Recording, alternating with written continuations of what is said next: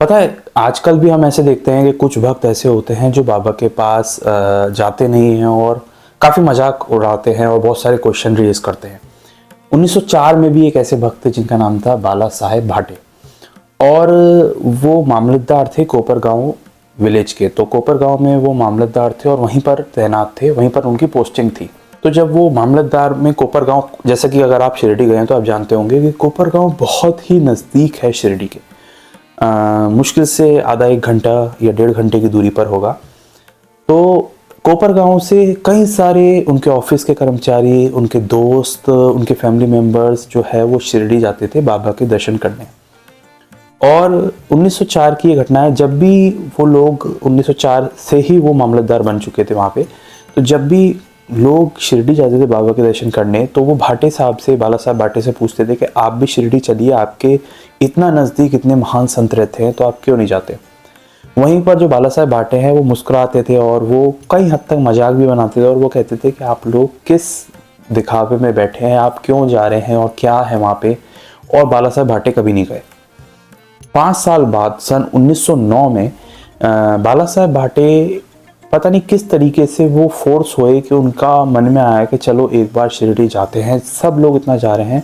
मतलब 5 साल तक वो बिल्कुल भी नहीं गए थे शिरडी, और 1909 में उन्होंने ऐसा विचार किया कि मुझे शिरडी जाना चाहिए।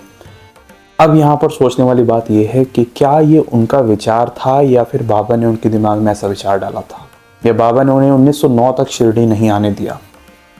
खैर 1909 में वो शिरडी गए और क्या हुआ कि वो शिरडी में द्वारका माई में घुसते हैं, बाबा का दर्शन करते हैं नॉर्मल, और वो वहाँ पर एक कोने में द्वारका माई में बैठ जाते हैं। वो बाबा को निहारते रहते हैं। 1 घंटा बीत जाता है, उन्हें मालूम ही नहीं पड़ता। ऐसे देर तक, कई घंटों तक वो वहाँ बैठे रहते हैं और बाबा को देखते रहते हैं।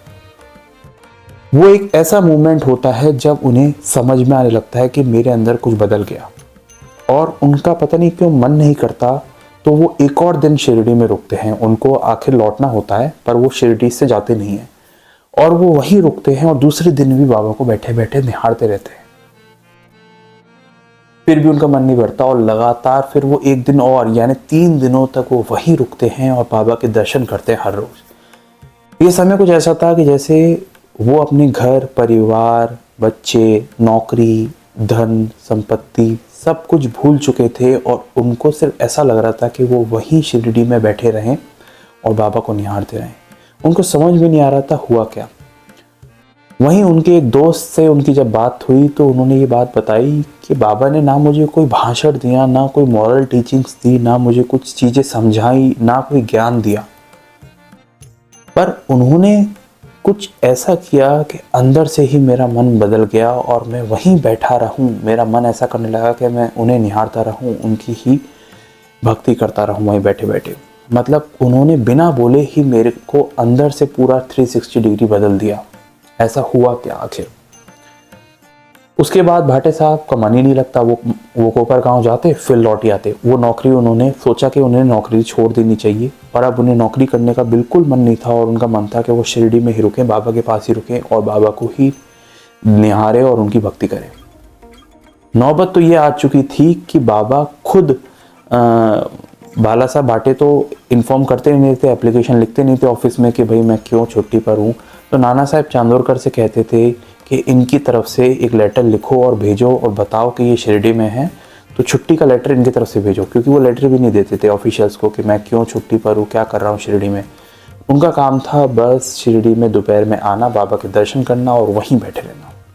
तो कहने का मतलब ये है कि जो एक व्यक्ति जिन्होंने बाबा को कभी माना नहीं, या कभी बाबा ने उनको कुछ समझाया नहीं, सिर्फ देखने से उनका हृदय इतना परिवर्तन हो गया कि उनको समझ में आ गया कि ये कोई आम शक्ति नहीं है जो शिरडी में इस वक्त बैठी है। और ऐसा कई सारे अनेकों भक्तों के साथ हुआ। जब वो शिरडी में बाबा के सामने आए तो उनको देखते ही एहसास हुआ कि ये एक आम इंसान, एक 3.5 हाथ लंबे एक इंसान नहीं है, एक शरीर नहीं है, ये कोई एक विशेष शक्ति।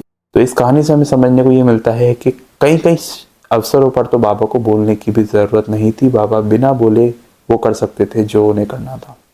और ठीक इसी तरीके से बाला साहब भाटे भी बाबा के एक परम भक्त बन गए। इसी तरह अगर आप बाबा से जुड़ी हुई ढेर सारी असली कहानी जानना चाहते हैं, रियल हिस्ट्री जानना चाहते हैं, मुझसे जानना चाहते हैं, तो आप इस चैनल को सब्सक्राइब कर सकते हैं।